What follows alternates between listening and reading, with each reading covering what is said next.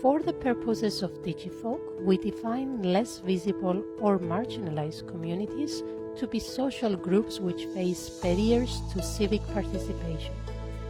As such, these are groups that are likely to be vulnerable, underrepresented, or undercounted. We are specifically interested in communities which are engaging in storytelling practices through which they share and transmit their traditions, values, worldviews, and folk wisdom more broadly.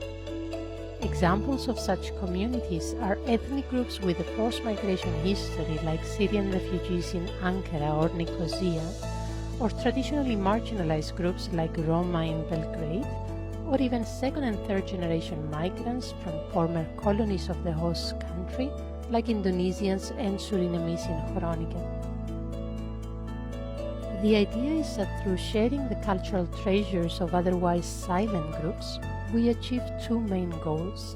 One is that we help these groups acquire voice and, together with it, some presence in the societal landscape of European cities. The second goal is to offer the opportunity to other social groups, particularly the dominant ones in these localities, to connect with and appreciate these often overlooked communities by immersing themselves in their stories. Ideally, this process will yield benefits for both the less visible communities and the more dominant and visible groups inhabiting diverse cities.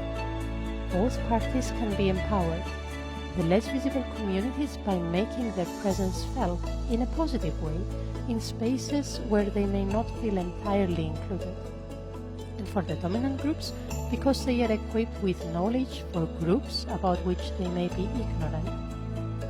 If you're interested in finding out more about the rationale behind Digifolk, you can check out our website and download the literature review document where we address three key questions. What are the defining characteristics of folktales? What are the defining characteristics of marginalized communities? And whether and how stories, more specifically folktales, can be used to promote more harmonious intergroup relations in diverse cities.